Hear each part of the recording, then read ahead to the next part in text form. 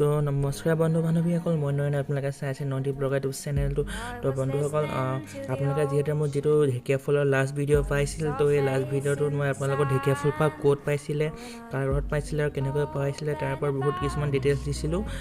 আৰু যিসকলে মোৰ সেই ভিডিঅ'টো চোৱা নাই, আপোনালোকে মোৰ চেনেলত চেক আউট কৰি চাই ল'ব। তো ফ্ৰেণ্ডছ, আজিৰ ভিডিঅ'টোত এই ঢেকীয়াফুলৰ ওপৰতে বনোৱা হৈছে। মানে কি হৈছিল, সেই ঢেকীয়াফুল পাত যিহেতু আজিৰ পৰা প্ৰায় 22 দিনৰ আগতে পোৱা হৈছিল। তো কালি মানে আমাৰ গাঁৱত ঢেকীয়াফুলপাৰ প্ৰতিষ্ঠা কৰা হ'ল।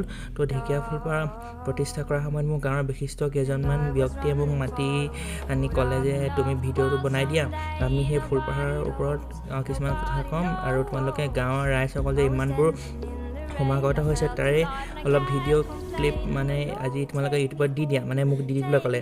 তো মই তেওঁলোকৰ অনুৰক্ষা কৰি ভিডিঅ'টো মানে কিছুমান ভিডিঅ'টো দি দিলোঁ। বহুত কিছুমান ক্লিপ দিছোঁ গাঁৱৰ মানুহ কেনেকৈ সমাগত হৈছে, আৰু তেওঁলোকেও আজি ভিডিঅ'টোত কিছুমান কথা কৈছে ঢেকীয়াফুল পাহাৰৰ সন্দৰ্ভত। তো আপোনালোকে ভিডিঅ'টো চাই ভাল পাব বুলি আশা ৰাখিলোঁ।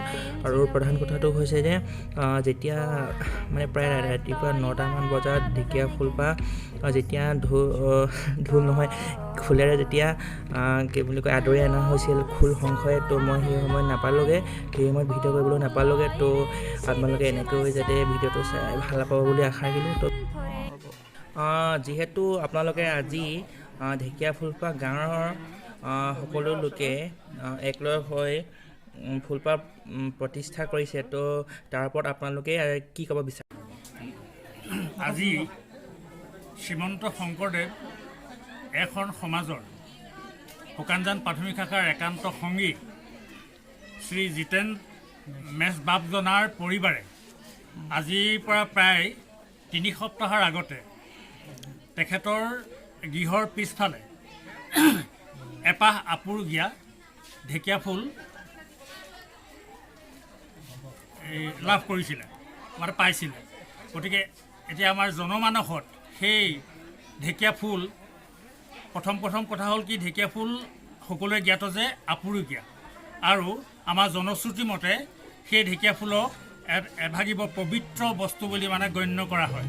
সেয়েহে আজি আমাৰ সমস্ত এই লাহিংবাসী ৰাইজৰ উদ্যোগত এই ঢেকীয়াফুল পোৱা গৃহস্থীৰ ঘৰত পোৱাৰ ভাগতে প্ৰভু ভগৱন্তৰ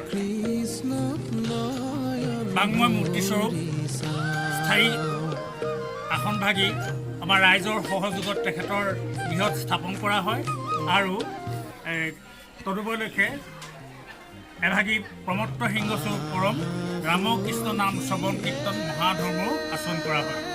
ভাগী স্থায়ী গুৰুআসনভাগী স্থাপনৰ লগত সংগতি ৰাখিও সেই আপুৰুগীয়া যিমান ঢেকীয়াফুল এই পৰিয়ালে লাভ কৰিছিলে, সেইভাগেও আজি ভকত বৈষ্ণৱৰ উপস্থিতিত এই স্থায়ী আসনভাগৰ কাষতে এই ঢেকীয়াফুলভাগিও স্থাপন কৰা হৈছে দৰ্শকৰ দৰ্শনাৰ্থীৰ সুবিধা।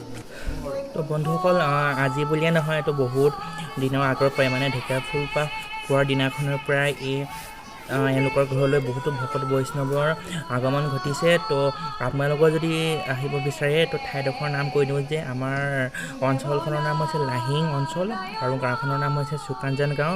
তো আপোনালোকে যোৰহাট হৈ আহিলে, যোৰহাটৰ তিয়ক ফালৰ পৰা আহিলে প্ৰায় 10 কিলোমিটাৰ আহিব লাগিব ভিতৰলৈ, আৰু ইফালে মৰিনী ফালৰ পৰাও আহিলে আপোনালোকে প্ৰায় কমেও 12-11 কিলোমিটাৰ মানে সোমাই আহিব লাগিব। তো আপোনালোকে যদি ঢেকীয়াফুলপাহ চাবলৈ মন গৈছে আপোনালোকে আহিব।